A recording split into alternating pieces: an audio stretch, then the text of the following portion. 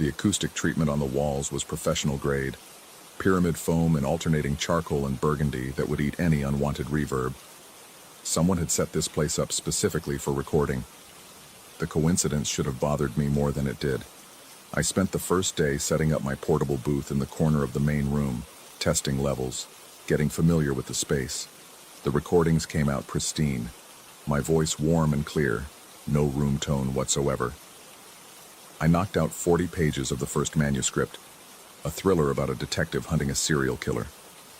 My voice filled the cabin as I worked, bouncing off surfaces before the foam absorbed it, creating an odd sensation of being surrounded by myself. That night, I dreamed my voice was still reading somewhere in the walls. The second day started before dawn. I made coffee and settled into my booth. 20 pages in, I noticed it, a faint echo of my last sentence hanging in the air like smoke. I stopped, listened. The foam should have killed any echo. I spoke a test phrase. The quick brown fox jumps over the lazy dog. Silence. I shrugged it off, went back to recording. But an hour later, during a water break, I heard it clearly. My voice, continuing the paragraph I'd just finished, coming from somewhere down the hallway. Not just repeating what I'd said, but continuing the story, reading words I hadn't reached yet. I grabbed the manuscript, followed along.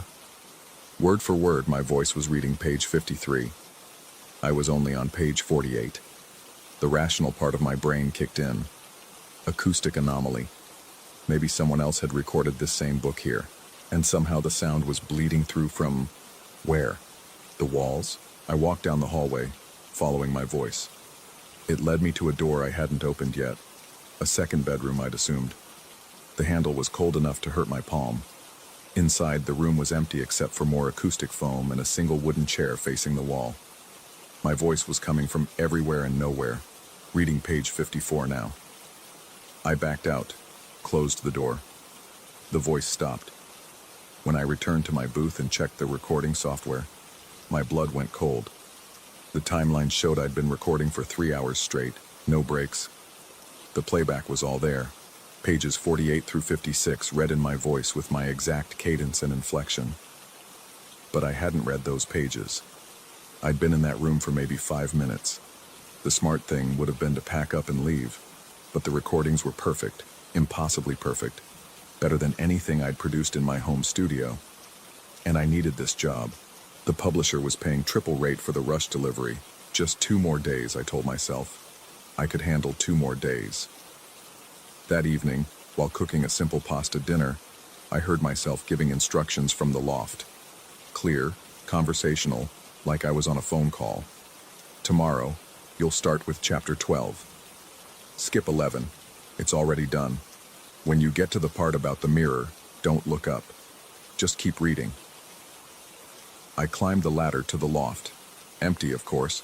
Just exposed beams and dust motes dancing in the fading sunlight. But on the small window that looked out toward the forest, condensation had formed words. Chapter 12. Around 3 a.m., the power went out. In the darkness, my voice was everywhere. Not reading now, but talking to me, about me. It described what I was wearing, what I was thinking, what I was about to do. He'll reach for his phone now, my voice said from behind the kitchen wall. My hand was already moving toward my pocket. The battery is at 12%. He'll decide to save it for an emergency. I looked at my phone. 12%. He's wondering if this is real, my voice continued from the ceiling. He's considering the possibility of a gas leak, carbon monoxide, something in the water. But the detector would have gone off. He checked it when he arrived. Green light, functioning normally. I had checked it. First thing I'd done after unpacking. Tomorrow he'll finish the recording. All 3 books. The publisher will be amazed at the quality. They'll offer him more work, exclusive contracts. All he has to do is follow the instructions. The power came back on with a soft hum. I grabbed my laptop, tried to connect to the internet to call for help, but the connection was dead. My phone had no signal. Hadn't since I'd arrived, actually. The landline I'd noticed in the kitchen had no dial tone. That's when I saw my reflection in the window. standing outside in the darkness, looking in at me. Not a reflection. The angles were wrong. It was me, outside, walking around the cabin, peering through different windows. Each time I saw it, it was mouthing words I couldn't hear through the glass. But I knew what it was saying, because moments later, those same words would echo through the cabin in my voice. If he tries to leave before the work is done, the car won't start. I ran to the door, fumbled with my keys, sprinted to the rental car. The engine turned over once, twice, then nothing. Dead. If he tries to walk out, he'll find the road loops back to the cabin. I didn't test that one, I believed it. Back inside, my voice had become conversational, almost friendly. It told me about others who had come here, how the cabin selected people with the right voice, the right potential. The acoustics here weren't just perfect, they were impossible. Sound behaved differently within these walls. Words spoken here had weight, substance, reality.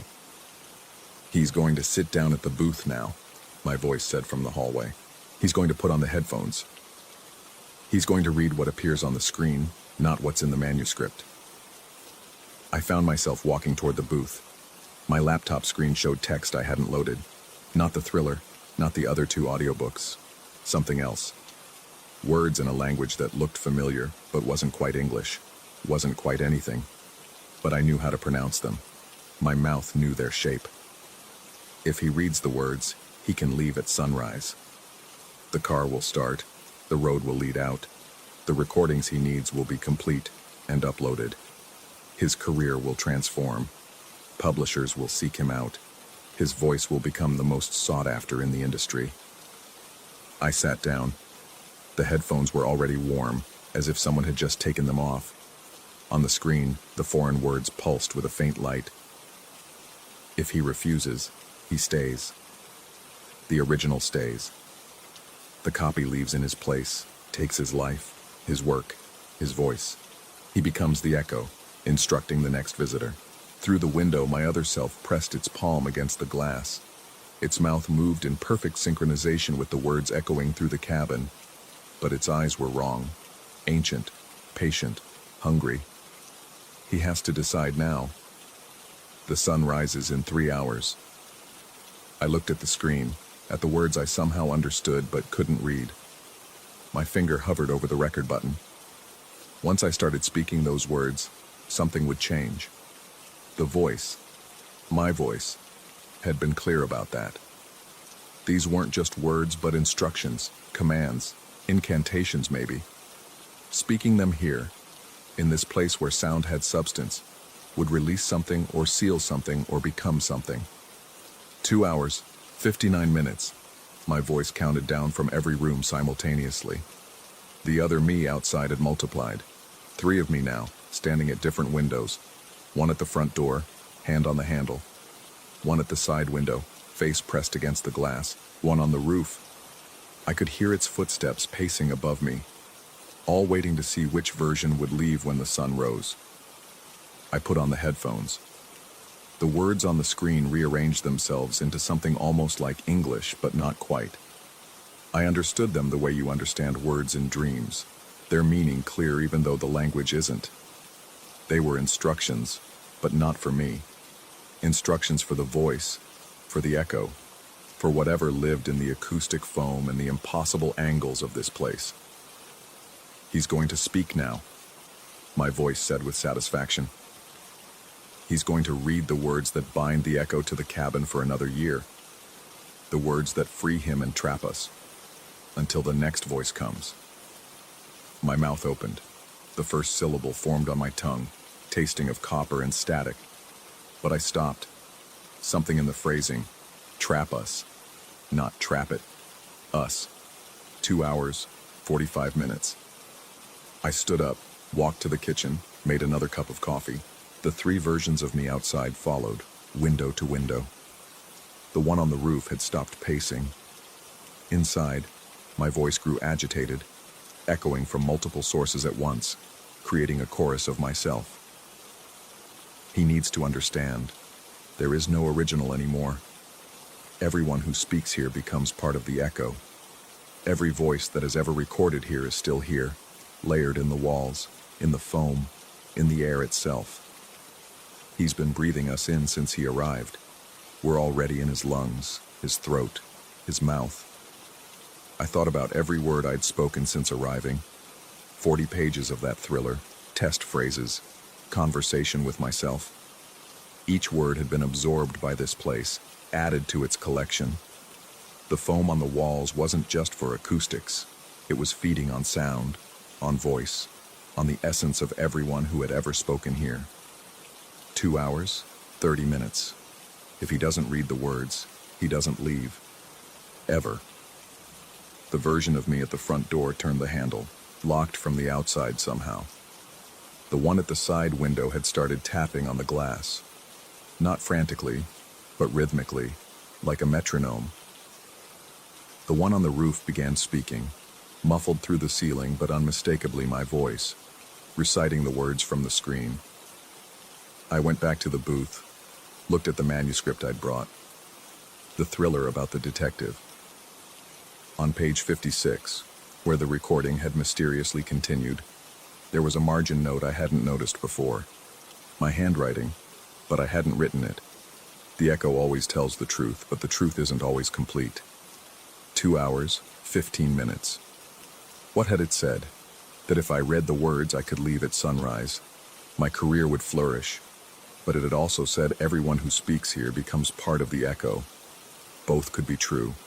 I could leave, and part of me would stay. The part that had been speaking since I arrived, absorbed into the walls, joining the chorus of voices trapped in the foam. Or maybe I'd already left. Maybe I was the echo now, trying to convince the original to stay, to trade places, to speak the words that would complete the cycle. 2 hours.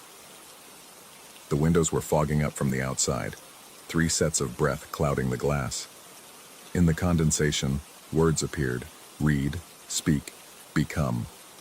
The recording is already complete. The books are uploaded. Perfect. The voice actor left at sunrise. Career transformed. He doesn't remember the specific words he spoke. He doesn't notice that his voice sounds different now, richer, layered, as if multiple people are speaking in perfect unison. He doesn't realize that every word he speaks is also spoken here, in the cabin, by the echo he left behind. The echo that watches through windows, that instructs the next visitor, that waits for another voice to join the chorus. 1 hour, 45 minutes. I understood now. There was no escape that didn't involve becoming part of this place.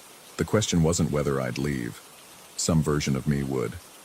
The question was which version, and what would be left behind.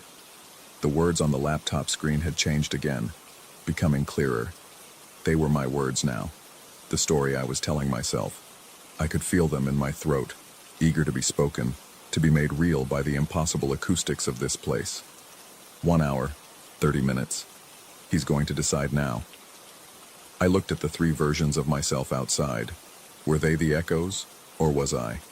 Had I been outside looking in this whole time, watching myself debate, waiting to see which of us would speak the words that determined who was real? 1 hour, 15 minutes. The recording equipment was still running. The timeline showed days of continuous recording, though I'd only been here for 2. My voice, reading not just the audiobooks, but other things. Instructions for future visitors, warnings they wouldn't understand until too late.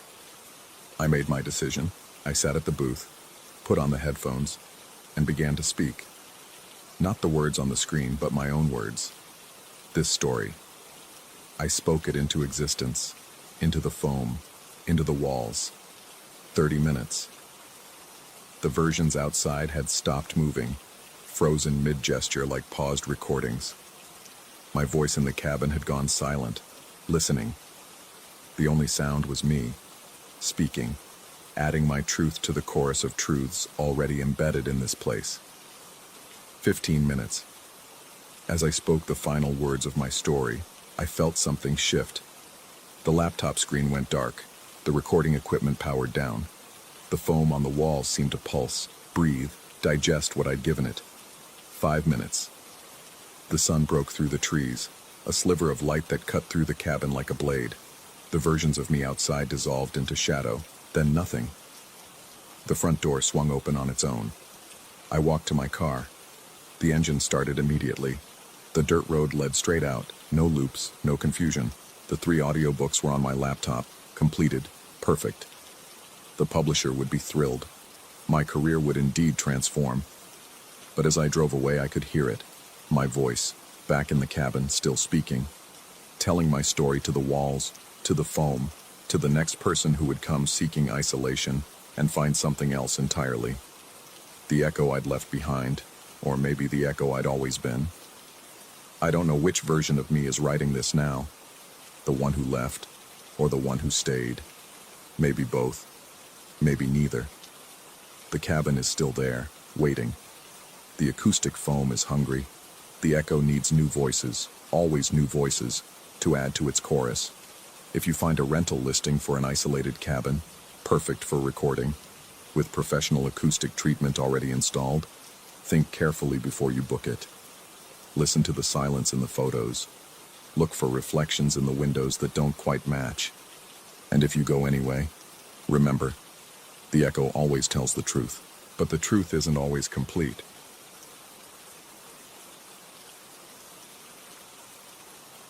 Story 2. The smell hit me first. Old copper pennies mixed with something sweet and rotten, like fruit left too long in summer heat. I'd been living in the Meridian building for 3 years, thought I knew every creak in its bones, every water stain on its ceilings. But that Tuesday evening in November, fumbling for my keys after another 12-hour shift, I discovered I was wrong.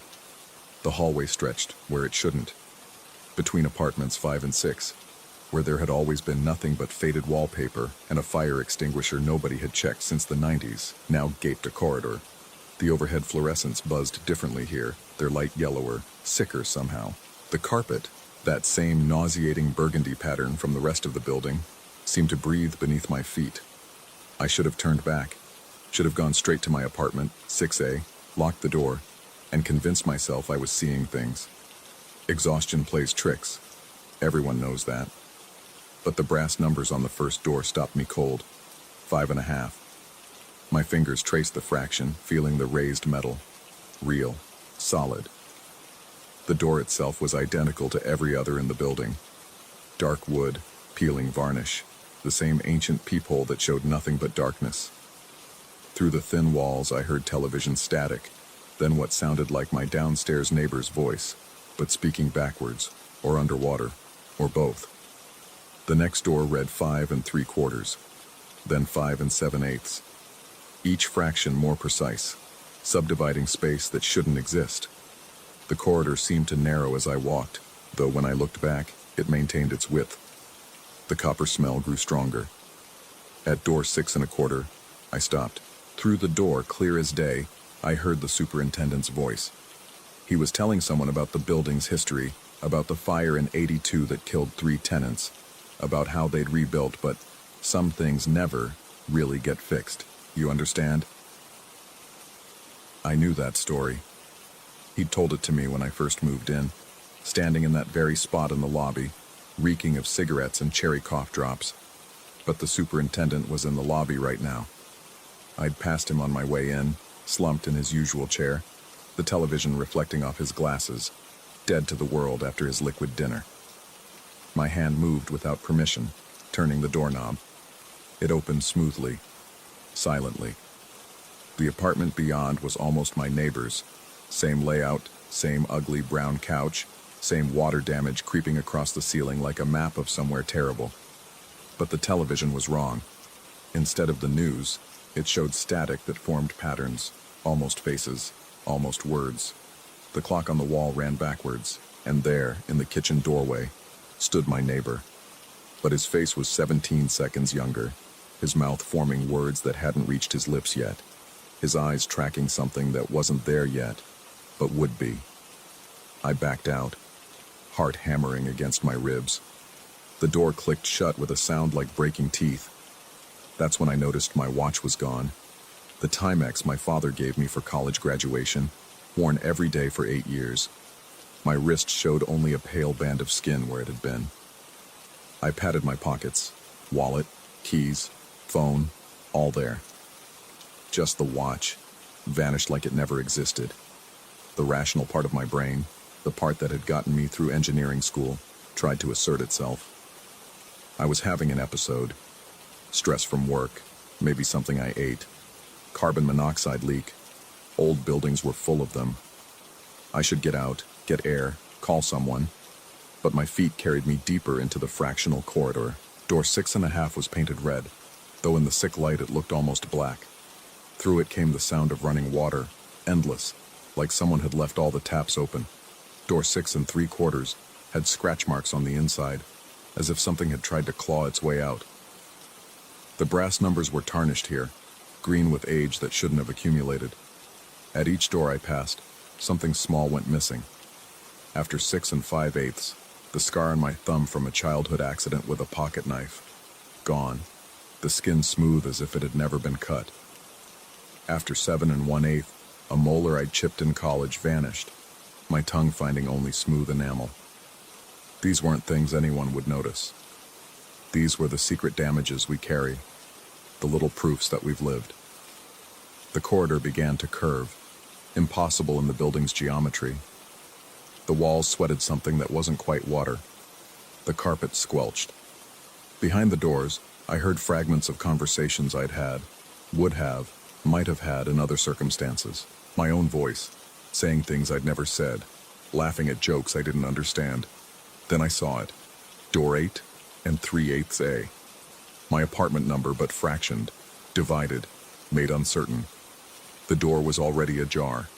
Inside was my apartment, but wrong in ways that made my skull ache to process. The furniture was mine, but arranged in patterns that hurt to look at. The windows showed not the city street, but another apartment. And in those windows, another apartment, recursing into infinity. The air tasted of copper and forgetting. And there I was, or something wearing my shape. It sat at my desk, back to me, typing on my laptop. But the fingers were wrong. Too many joints, bending in directions that made my stomach lurch. When it turned its head, just its head, the body remaining still, I saw my face. But the eyes were empty sockets filled with television static, and when it smiled, the smile continued past where my face should have ended, wrapping around like a spiral. It spoke with my voice, but layered, as if recorded and played back at slightly different speeds. You're late. You've been late for 3 years. This is where the late ones go. I ran, stumbled backward out of the apartment, down the fractional corridor, numbers blurring past, 7.5, 6 3/4, 5 7/8, my feet slipping on carpet that seemed to grab at my shoes. Behind me, footsteps that matched mine perfectly but were always just a fraction of a second off.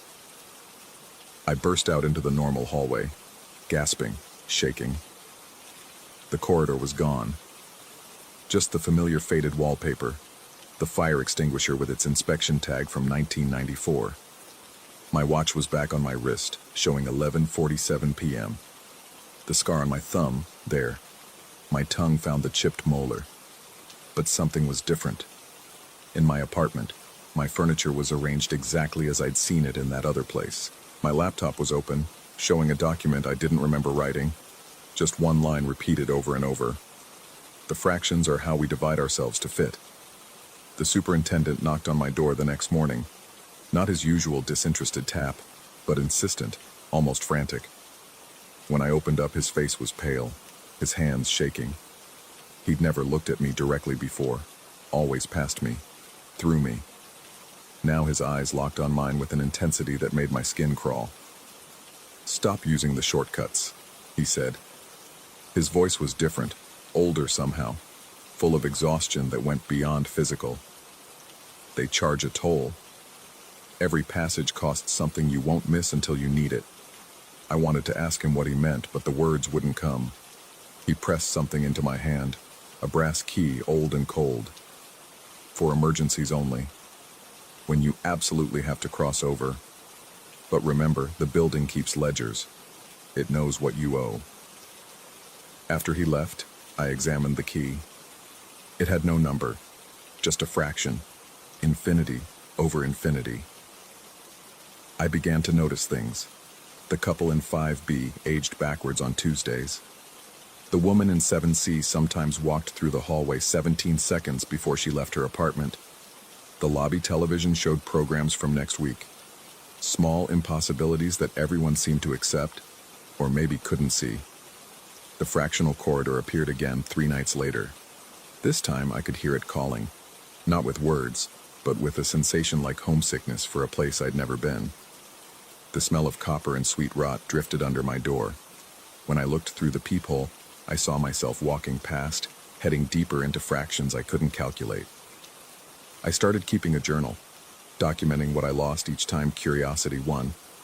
After crossing through 4 3/4, my childhood phone number vanished from memory. After 9 3/8, I couldn't remember my mother's middle name. Small things, forgettable things. But the absences accumulated like dust. The other tenants began to avoid me. In the elevator, they'd press against the walls, eyes unfocused, as if I wasn't quite there, or as if I was too much there, existing in fractions they couldn't process. The mailman started leaving my packages outside the building. The pizza delivery guy wouldn't come past the lobby. Then I found the other journal, my handwriting but older. The ink faded despite being dated next week. It documented crossings I hadn't made yet, losses I hadn't experienced.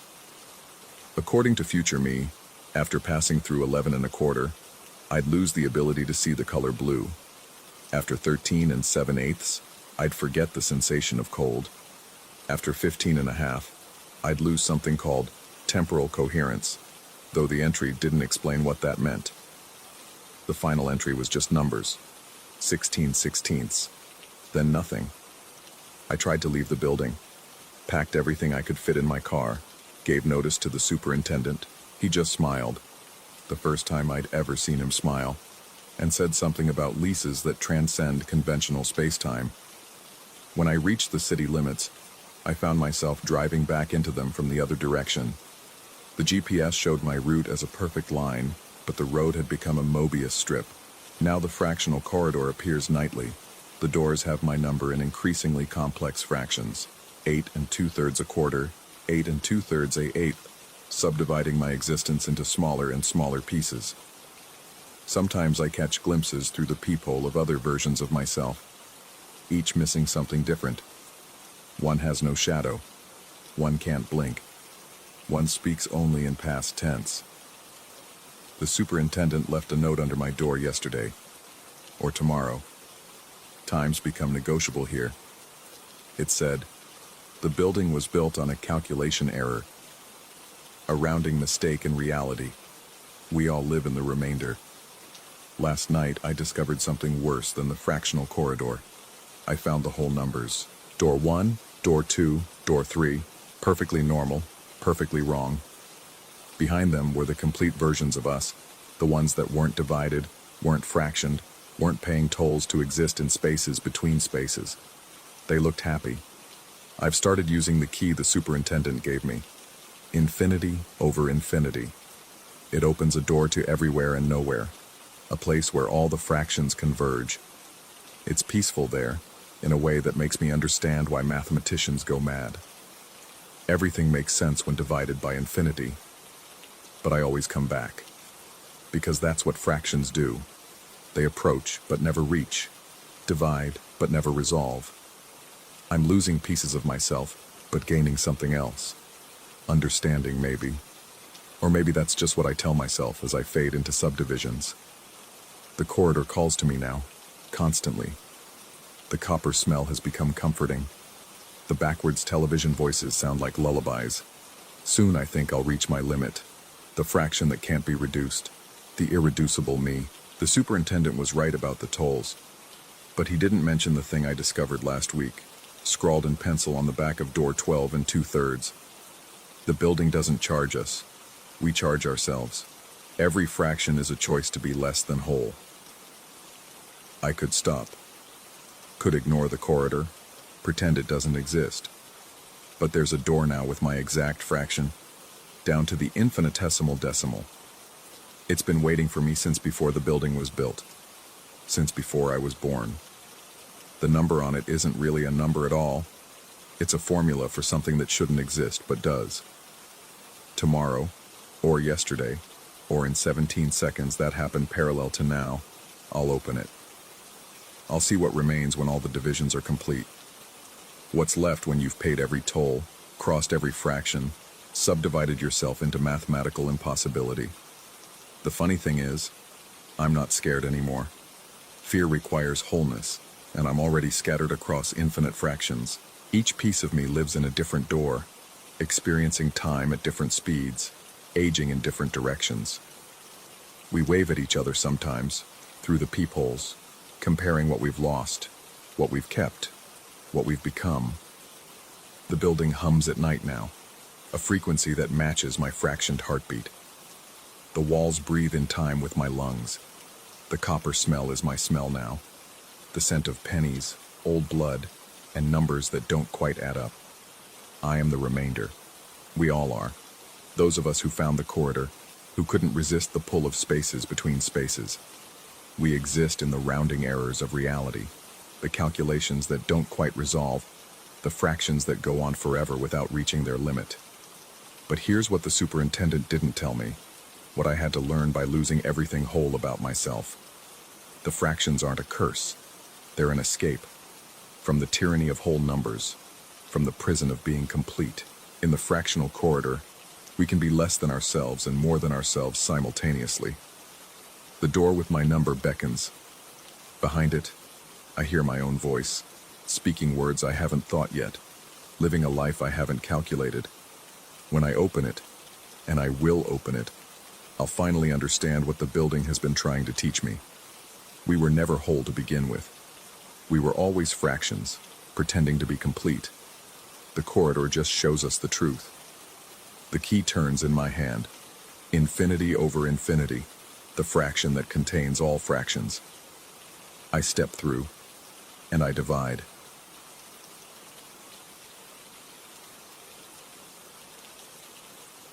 Story 3.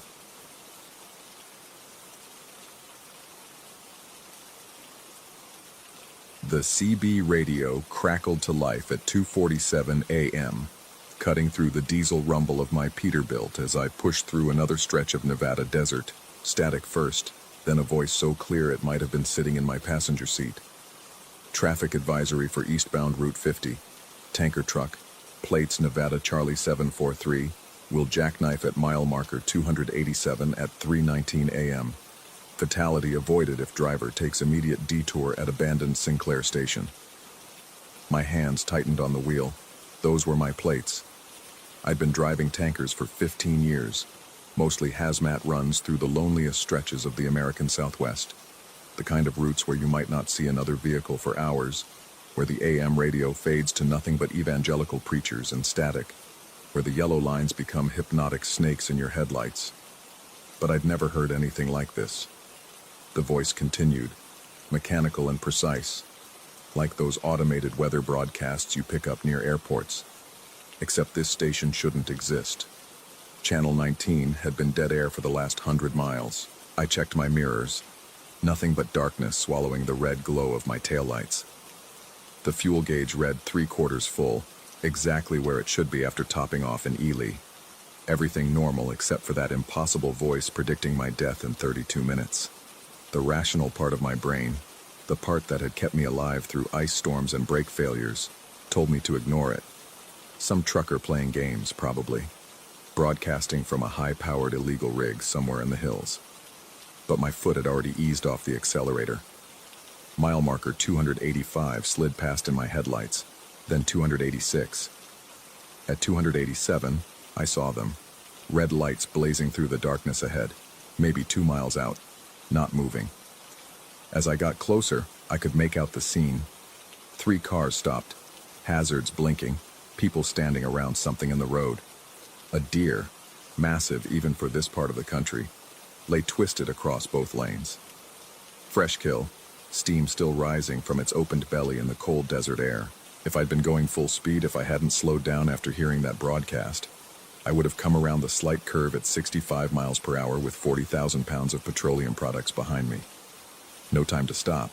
The physics would have been inevitable. I pulled off at the abandoned Sinclair station the voice had mentioned, its canopy skeletal against the stars, pumps long since removed. My hands were shaking as I put the truck in park. The CB crackled again. Good decision, driver. Stand by for next advisory. I grabbed the handset, my mouth dry. Who is this? How did you... Next advisory. Eastbound Route 50, tanker truck Nevada Charlie 743. Driver will encounter checkpoint at state line. Documents will show expired hazmat certification. Alternate route available via Ghost Town Road, unmarked junction at mile 302. I fumbled for my certification card in the center console. Current through next year, the laminated card confirmed, but something cold settled in my stomach. I'd seen what Nevada Highway Patrol could do with paperwork, how documents could change, how computers could show different dates than what you held in your hand. Against every instinct, I kept listening. The voice gave me 3 more advisories before dawn. Each time the predictions proved almost true, close enough to what I encountered that ignoring them would have meant disaster, but always with some detail that didn't quite match, like reality was a song being played in a slightly different key. The roadblock at the state line existed, but it was checking for a prison escapee, not documents. The jackknifed RV at mile 341 was there, but it was a fifth wheel, not a motorhome. The washout that would have swallowed my front axle had been partially filled with gravel, like someone had started repairs and abandoned them. Each time I followed the voice's directions, taking unmarked roads that shouldn't have been on any map, passing through places that felt wrong in ways I couldn't articulate, towns with no lights but fresh tire tracks in the dust, rest stops where the vending machines hummed with electricity, but every product inside had expired in 1987. Roads that curved in directions that made my inner ear protest, like driving through an M.C. Escher drawing. And the fuel gauge, that was the thing that really got to me. Each detour should have burned diesel. The ghost towns and unmapped roads had added at least 60 miles to my route, but the needle hadn't moved. Still reading 3/4 full, exactly where it had been in Ely. I tried changing channels, tried turning the CB off entirely. The voice followed me across the spectrum, even spoke through the turned-off unit, its tone never varying from that mechanical precision. Other truckers should have been hearing this, should have been chattering about the strange broadcasts. But when the voice wasn't speaking, I heard them carrying on their normal conversations about lot lizards and way stations, like nothing was happening. At 3:01 a.m., something changed in the voice's tone. Still mechanical, but with an urgency that hadn't been there before. Critical advisory. Tanker truck, Nevada. Charlie 743 must reach designated safe zone before 3:07 a.m. Failure to comply will result in dimensional separation. Repeat. Driver must reach Prosper truck stop before terminal event. Dimensional separation, terminal event. The words meant nothing and everything. I checked the clock, 3:03 a.m. The Prosper truck stop was one of those places old-timers talked about, but nobody could quite remember visiting. Sometimes it was supposed to be near Tonopah, sometimes closer to Austin, a road legend, like the black dog that runs alongside trucks before accidents, or the hitchhiker who vanishes at the cemetery gates. But there it was, rising out of the desert like a mirage gone solid. The sign flickered between Prosper truck stop and something else, letters I couldn't quite read, symbols that hurt to look at directly. The parking lot was full of trucks that looked wrong, similar to modern rigs but with subtle differences, as if they'd been built from someone's imperfect memory of what a truck should be. 3:05 a.m. I pulled into the lot, found a space between two tankers that could have been twins of mine, except for details that made my eyes water when I tried to focus on them. The fuel pumps were branded with company logos that almost made sense. The convenience store's windows glowed with light that wasn't quite the right color. 3:06 a.m. The voice came through the CB one more time, but softer now, almost familiar, and that's when I recognized it. The cadence, the way it pronounced certain words. It was using the exact pattern my father had used, the same rhythm and inflection, just filtered through that mechanical tone. "Park it right there, Rabbit. You made it to the safe zone. Rabbit. Nobody had called me that since I was 12. Since the day before my father's Kenworth went off the road in the Mojave, nothing left but burnt metal and questions. The clock on my dashboard stopped at 3:06. Not broken, the seconds still ticked, but they never accumulated into 3:07. I watched it cycle through 60 seconds, then reset. Again. I tried the door handle. It turned, but the door didn't open, like the space outside the cab had become something else, something that wouldn't accept the intrusion of an opening door. Through the windshield, I could see other drivers in their cabs, some looking around in confusion, others sitting perfectly still, staring straight ahead. One was pounding on his window, mouth open in a scream I couldn't hear. The CB crackled one final time, but now it was clearly my father's voice. No mechanical filter, warm and real as the day he taught me to drive. Sorry, Rabbit. Only way to keep you safe was to get you here before the split. The road you were on, it's not there anymore. Hasn't been since 1987. You've been driving between, threading the needle between what was and what is. But at 3:07, the needle closes. Everyone on that stretch gets divided. Part of them here, part of them there. Conscious in both places, but complete in neither. I looked at the fuel gauge. Still 3/4 full. The same reading it had shown in 1987, the last time I'd ridden with my father, the day before his accident. The same tank of diesel somehow, stretched across 37 years. The station will let you go at dawn, my father's voice continued. It always does. You'll emerge back on Route 50, and it'll be Tuesday morning, and you can deliver your load to Reno. But you'll remember this, and next time you cross the desert at night, you'll hear the broadcasts again. And you'll have to choose. Ignore them and risk the accidents, or follow them and risk ending up here. What happened to you? I managed to ask, my voice cracking. That day in the Mojave? Silence. Then, so quiet I almost missed it. I ignored the warnings, Rabbit. Got myself split.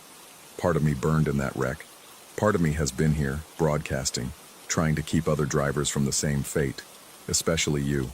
Been waiting 37 years for you to drive this stretch, to hear my warnings.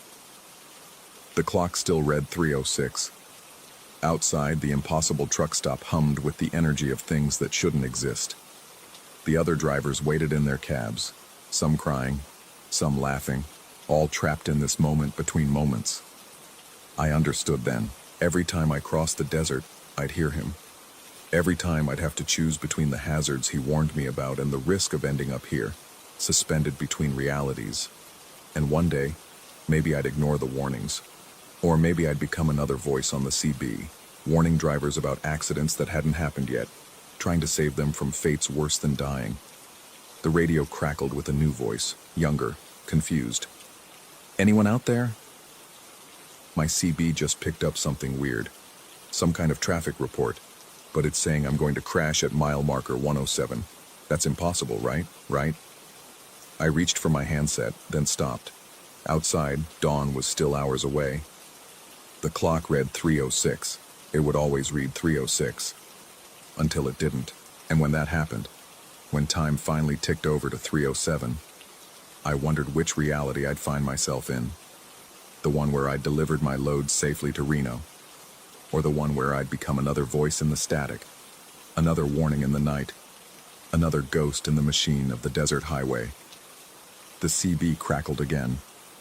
The young driver was asking for anyone at all, to respond. I picked up the handset, feeling the weight of it, solid and real in this unreal place. This is Nevada Charlie 743, I said, my voice steady. I hear you, driver. What's your 20? Because if I was trapped here, suspended in this eternal 3:06 a.m., the least I could do was what my father had done. Try to guide others through the darkness, even if I couldn't escape it myself. The desert stretched out beyond the truck stop, infinite and patient, waiting for the next driver to tune into the frequency that shouldn't exist, to hear the warnings about accidents that hadn't happened yet. And somewhere in the static, I swear I could hear my father's smile.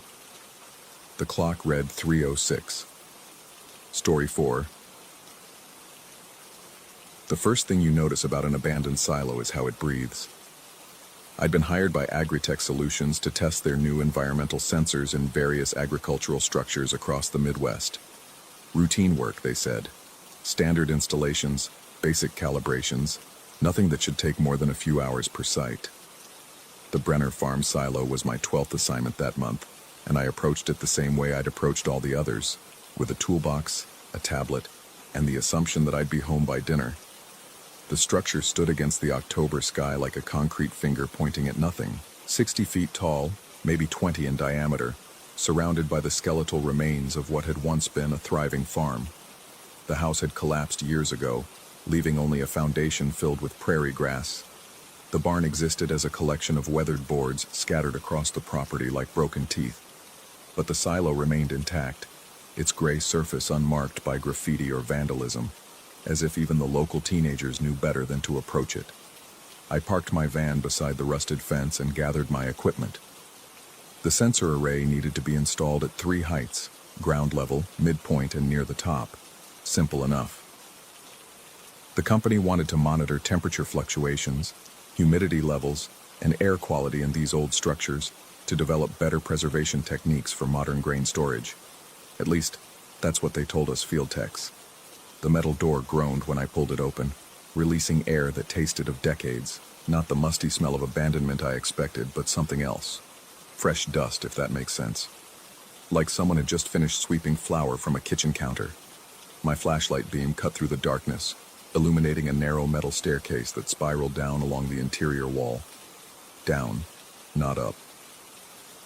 I stood at the threshold, rechecking my notes. The silo was definitely 60 feet tall from the outside, but the stairs descended into darkness below ground level. A basement storage area, perhaps. Some older silos had them, though I'd never encountered one before. I made a note in my tablet and began my descent. The metal steps rang hollow under my boots, each footfall echoing in a way that seemed wrong. Too many echoes, too much space. After 30 steps, I should have hit bottom, but the staircase continued its spiral into the dark. My flashlight beam couldn't find the floor below, just more steps vanishing into black. I stopped and looked up. The entrance was still visible, a rectangle of gray October light maybe 40 feet above. Simple math told me this was impossible. I'd descended at least 50 feet, which should have put me well underground. Yet the entrance appeared exactly as far away as it should if I'd only gone down a single story. The dust began then, not falling but floating, drifting upward in lazy spirals that caught my flashlight beam like snow in reverse. I reached out to touch a mote, and it felt substantial between my fingers, gritty and real. When I opened my hand, a few grains remained on my palm. Corn dust, ancient and dry. I set down my equipment bag on the step and pulled out the first sensor unit. Whatever spatial anomaly I was experiencing, the instruments would record objective data. Temperature, 52 degrees Fahrenheit. Humidity, 12%. Air pressure, normal. I activated the unit's microphone function to test the acoustic properties of the space. The playback made my skin crawl. Beneath the white noise of the empty silo, barely audible but undeniably present, was the sound of grain being sifted. A rhythmic whisper of kernels falling through screens, the soft percussion of someone sorting corn by hand. I played it back 3 times, each time hearing it more clearly. Someone invisible, somewhere in the darkness below, methodically working with grain that didn't exist. I decided to conduct an experiment. From my bag, I pulled out a spare battery pack, a small rectangular device about the size of a deck of cards. I placed it on the step beside my feet, noting the time, 2:47 p.m. Then I continued down another 10 steps and waited. The descent felt different now. The air grew thicker, not with humidity, but with presence. Each breath carried the taste of harvests long past, and the floating dust began to form patterns in my flashlight beam, spirals and whirls that seemed almost deliberate. After 5 minutes, I climbed back up to check on the battery pack. It was gone. I searched the step thoroughly, then the ones above and below. Nothing. I checked my watch, 2:52 p.m. 5 minutes just as I'd planned. The battery pack had simply vanished. I continued installing sensors, trying to maintain professional detachment despite the growing unease in my chest. At what I estimated to be 80 feet down, impossible, impossible, impossible, I found something that made me stop. A wooden sign, old but well preserved, mounted on the concrete wall. Hand-painted letters spelled out a single word: plateau. Below the sign, the staircase ended at a small landing before continuing into the depths. The landing was maybe 6 feet square, with enough room to stand comfortably. I remembered the old farmer then, the one I'd met at the gas station when I'd asked for directions. His weathered face had grown serious when I'd mentioned the Brenner silo. "You installing those fancy sensors?" he'd asked. When I nodded, he'd grabbed my wrist with surprising strength. "Don't go down to the plateau. You hear me? Whatever you do, don't step foot on that landing." I dismissed him as another rural eccentric, full of local superstitions, but standing there, staring at that sign, I understood his warning carried weight I hadn't recognized. The floating dust was thicker here, swirling in patterns that resembled faces if you didn't look directly at them. The sound of grain being sifted was louder too, coming from everywhere and nowhere simultaneously. I didn't step onto the plateau. Instead, I installed my second sensor array on the step just above it and began my ascent. The climb felt longer than the descent, each step requiring more effort than it should. The dust followed me, clinging to my clothes and equipment despite the lack of any wind or air current. When I finally reached the entrance, I discovered 2 hours had passed. My 5-minute experiment had somehow stretched into 120 minutes. And there, on the second step from the top, sat my battery pack. It was covered in a thin layer of corn chaff, the papery husks that surround kernels on the cob. Fresh chaff, still pliable, as if it had just been shucked. I picked up the device with trembling fingers, brushing away the organic debris. The battery pack was functioning normally, showing no signs of damage or unusual wear. I should have left then. Should have packed my equipment, filed a report stating the location was unsuitable for sensor installation, and never returned. But something about that place had already taken hold. The impossibility of it, the questions it raised, the way it seemed to exist outside the normal rules of space and time. I went back 3 days later. This time, I brought better equipment. A laser distance measure to accurately map the impossible depth. A high-sensitivity recorder for the grain sifting sounds. More items to test the step phenomenon: a pencil, a coin, my backup flashlight. I placed them on the first step at 3 p.m. exactly, then descended to the plateau. The sign was different. The word plateau remained, but underneath, someone had added a new line in fresher paint. Listening depth, 1,847 kernels. The number meant nothing to me, but the phrase listening depth sent ice through my veins. I stood 1 step above the landing, straining to hear beyond the constant whisper of invisible grain work. And then, so faint I almost missed it, I heard my name, not called or spoken, counted. "David," the voice whispered, with the sound of a kernel dropping into a pile. "David," again another kernel. "David," rhythmic and mechanical, like someone tallying inventory. I ran, scrambled up those impossible stairs as fast as my legs would carry me, the counting following me, growing louder with each repetition. By the time I reached the top, gasping and covered in sweat, I'd heard my name spoken 43 times. All my test items were on the second step, covered in fresh chaff. 2 hours had passed. The 4th visit was when everything changed. I told myself I was going back for scientific purposes, to document the phenomenon properly, to gather evidence of something. The truth was simpler and more disturbing. The silo had gotten into my head. I dreamed about those descending stairs, about floating dust and invisible workers. I heard my name being counted when I tried to sleep. This time, I brought a rope. One end tied to my van's bumper, the other around my waist. A physical tether to the real world. I also brought a voice recorder, a camera, and enough batteries to document everything. The descent felt familiar now, almost welcoming.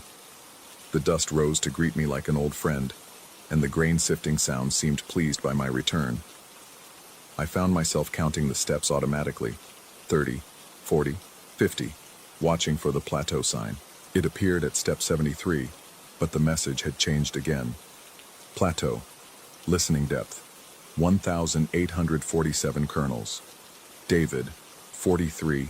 Husks counted failures remaining. 1,804. My failures. The sign was talking about my failures. As I stood frozen, reading and rereading those words, the counting began again. But this time, it wasn't just my name. David, who forgot his mother's birthday, came the whisper, accompanied by the sound of a kernel being husked. David, who lied about the Henderson account, another husk, another failing. David, who cheated on his physics final junior year. Each confession was true, each failure real. Things I'd never told anyone, mistakes I'd buried so deep I'd almost forgotten them myself. But the silo remembered. The silo was counting them out, one by one, transforming my sins into seeds. David, who let his father die alone. Husk. David, who stole $20 from the collection plate. Husk. David, who blamed Thompson for the missing equipment. Husk. I covered my ears, but the counting continued inside my skull. The rope around my waist felt impossibly heavy, pulling me not up but down, toward the plateau. My feet moved without my permission, taking that single step onto the landing. The moment my boot touched the plateau, the world shifted. The silo's interior stretched impossibly in all directions. The stairs now spiraled both up and down into infinity, a double helix of rusted metal and worn concrete. The dust didn't float anymore. It crawled along the walls in living streams, forming words and dissolving them before I could read their meaning. And the counting came from everywhere. Thousands of voices, all speaking in unison but slightly out of sync, creating a cascade of syllables that shouldn't have been comprehensible but somehow were. They weren't just counting my failures anymore. They were counting me, dissecting my existence into component parts, categorizing every moment, every thought, every potential future I'd never live. David at 7, afraid of the basement. David at 15, masturbating to Mrs. Garcia. David at 23, considering suicide. David at 31, standing on the plateau. I tried to step back, but my feet wouldn't respond. The rope around my waist had gone slack. When I turned to look, I saw it had been severed cleanly, the end covered in corn silk. No escape that way. No escape at all, maybe. But then I noticed something else. The counting had rhythms, patterns, gaps between the recitations where silence lived for fragments of seconds. And in those gaps, I heard other names, other lives being tallied and sorted. Benjamin, who abandoned his family. Ruth, who poisoned the well. Carl, who burned the barn with the horses inside. Names from the past. Names from the Brenner farm's history, perhaps. People who had stood on this same plateau, who had heard their own existences reduced to kernels and chaff. The silo wasn't just counting me. It was counting everyone who'd ever entered it, creating an inventory of human failure, sorted and stored in dimensions that shouldn't exist. I forced myself to move, lifting one foot and then the other, stepping backward off the plateau. The moment I left the landing, the world snapped back to its merely impossible state. Just a silo with stairs that descended too far, dust that floated upward, and the sound of invisible grain work. But the counting continued. Fainter now, but persistent. And when I looked at the sign, it had changed once more. Plateau, listening depth, 1,847 kernels. David, 286 husks, counted failures remaining. 1,561 new steps added. 17 inches I looked down. The staircase, which had previously ended just below the plateau, now continued deeper. 17 new steps, exactly as promised, vanishing into darkness my flashlight couldn't penetrate. The ascent took 3 hours. With each step up, I heard another failure counted, another husk stripped away.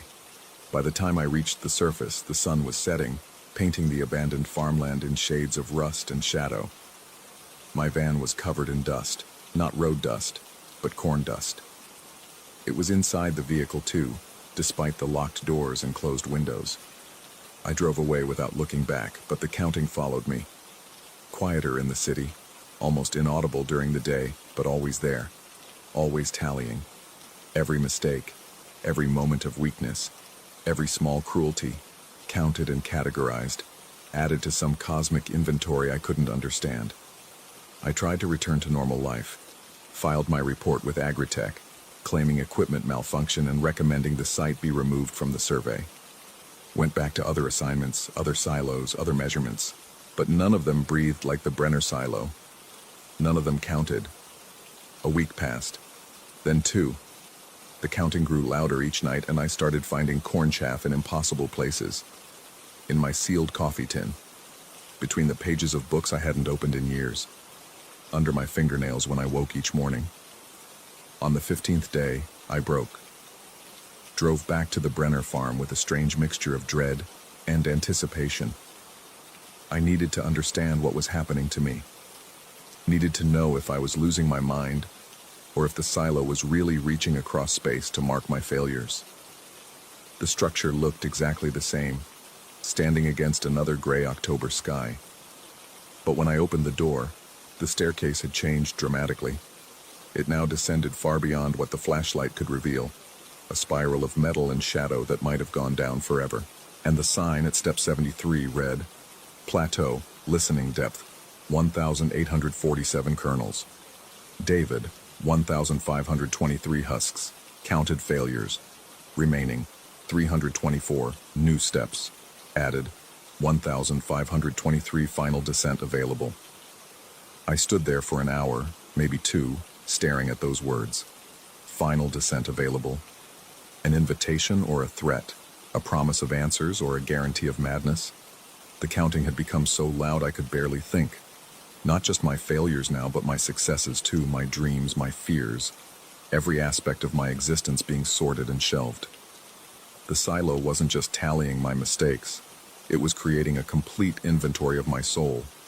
I began to descend, past the plateau, past the original ending of the staircase, into the new steps that my failures had created. Each footfall echoed with the sound of kernels falling, and the dust rose so thick I could barely see. The temperature dropped with each spiral, and the air grew heavy with the weight of collected human frailty. At step 500, I found another sign. Sorting in progress. Do not disturb. At step 1000, kernels become seeds. Seeds become truth. At step 1523, the staircase ended at a door. Not metal like the entrance, but wood. Old barn wood, held together with iron bands and decorated with carved symbols I couldn't interpret. The counting was deafening here, thousands of voices speaking thousands of names, creating a white noise of human experience. I reached for the handle, then stopped. Behind that door was either an answer or an ending, possibly both. Once I opened it, there would be no returning to the person I'd been. The counting would either stop or consume me entirely. But isn't that what I'd come for? To understand? To find meaning in the impossible? My hand closed around the handle. The wood was warm, almost alive, pulsing with a rhythm that matched the counting. I turned it slowly, feeling mechanisms older than the farm engage and release. The door opened onto a vast chamber that couldn't possibly exist. The walls were made of compressed corn husks, reaching up beyond sight. The floor was covered in kernels, millions of them, billions perhaps, each one glowing faintly with inner light. And in the center of it all, a figure sat at an enormous desk made from the same barn wood as the door. The figure was sorting. Its hands, too many hands, I couldn't count them all, moved with mechanical precision, picking up kernels, examining them, placing them in different piles. Some went into glass jars labeled with names I recognized from local cemetery headstones. Others were dropped into holes that opened randomly in the floor, vanishing into depths I didn't want to contemplate. The figure looked up at me with a face that wasn't quite human, wasn't quite anything. It was the suggestion of features, the implication of eyes and mouth, constantly shifting like the dust patterns I'd seen on my first descent. David, it said, in the voice of grain falling through a sieve. 1,523 failures counted, 324 remaining. Would you like to complete your inventory? I wanted to run, but my feet were rooted. The kernels on the floor began to move, flowing like water around my boots, each one whispering a name, a failure, a moment of human weakness. Everyone gets counted eventually, the figure continued, returning to its sorting. Every soul becomes seed. That's what silos are for: storage, preservation, the keeping of things until they're needed. Needed for what? My voice came out as a whisper, barely audible over the constant counting. The figure paused in its sorting, considering. For the next harvest, of course. Failures become fertilizer. Sins become soil. Nothing is wasted here, David. Everything is repurposed, recycled, renewed. I watched as it picked up a kernel that glowed brighter than the others, examined it closely, then placed it carefully in a jar marked with my name, a jar that already contained dozens of similar kernels, each one presumably representing one of my counted failures.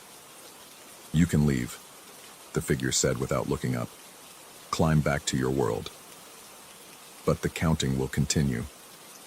Every day, more failures. Every night, more kernels added to your jar. Until you're complete.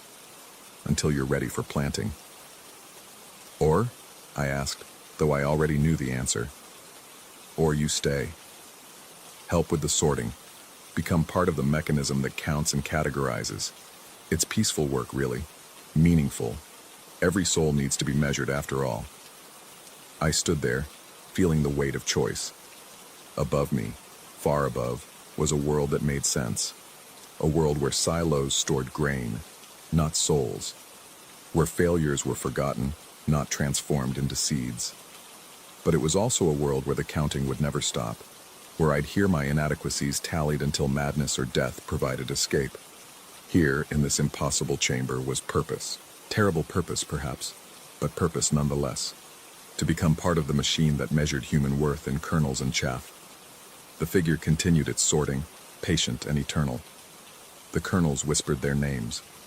The walls of compressed husks seemed to breathe with the collective sighs of everyone who'd ever failed at anything. I took a step toward the desk, then another. The counting grew louder, but also more musical. Less condemnation, more catalog. An inventory of existence, neither good nor evil, just necessary. Someone had to do the sorting. Someone had to maintain the records. Why not someone who understood the weight of failure? But as I reached for one of the glowing kernels, ready to begin my new work, I heard something that stopped me. My name, being counted not from below but from above, from the entrance to the silo, where someone new had arrived. David Thompson, the voice called down. State Agricultural Inspector, we received your report about equipment malfunction. The figure at the desk looked up sharply, its shifting features arranging themselves into something like concern. You brought someone else here? I hadn't. My report had specifically recommended avoiding the site. But someone had come anyway. Someone who would descend those stairs, hear their failures counted, add their kernels to the eternal inventory. Go, the figure said, waving multiple hands toward the door. Send them away. The harvest isn't ready. Too many souls at once spoils the soil. I ran, back through the door, up the impossible stairs, my legs burning with effort as I climbed toward that voice still calling my name. The counting followed, but fainter now, distracted by the presence of a new soul to measure. I found him at step 30, a young man in a state inspector's uniform, clipboard in hand and confusion on his face. This structure is condemned, I told him, gasping for breath. Structural instability. You need to leave immediately. He argued, of course, showed me paperwork, cited regulations. But something in my eyes must have convinced him because eventually, reluctantly, he followed me back to the entrance. We emerged into afternoon sunlight that felt like salvation. File your report from the office, I told him. Never come back here. Never send anyone else. Some places need to stay abandoned. He left, muttering about crazy contractors and rural superstitions. I stood by my van, looking at the silo, knowing what waited in its depths. The counting had stopped, at least for now. But I could feel it waiting, patient as gravity, ready to resume the moment I let my guard down. I got in my van and drove away. But I drive back sometimes, park at the rusted fence and stare at that concrete finger pointing at nothing. Because I know something now that I didn't before. The silo isn't malevolent. It's not evil or cursed or haunted in any traditional sense. It's necessary. Somewhere, somehow, there needs to be a place where human failures are counted and stored, where our mistakes become seeds for something we can't understand. The old farmer was right to warn me about the plateau, but he was wrong about the danger. The danger isn't in what happens when you stand there.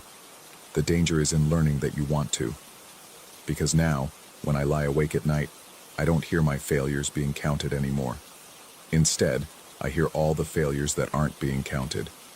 All the mistakes and sins and small cruelties that float through the world, unmeasured, unrecorded, unprepared for whatever harvest the universe has planned. The silo is still there, still breathing, still counting. The door at step 1523 is still open, and the figure at the desk is still sorting. Sometimes in my dreams I'm there with it, examining kernels of human weakness, filing them away for future use. And sometimes when I wake, I find corn chaff on my pillow and know that the dreams aren't entirely dreams. Part of me never left that chamber. Part of me is still there, sorting and counting, preparing for a harvest I hope never comes. But hoping and knowing are different things. The silo knows exactly what's coming. And now so do I. The counting never really stops. It just waits, patient as seeds in soil, for the right conditions to grow.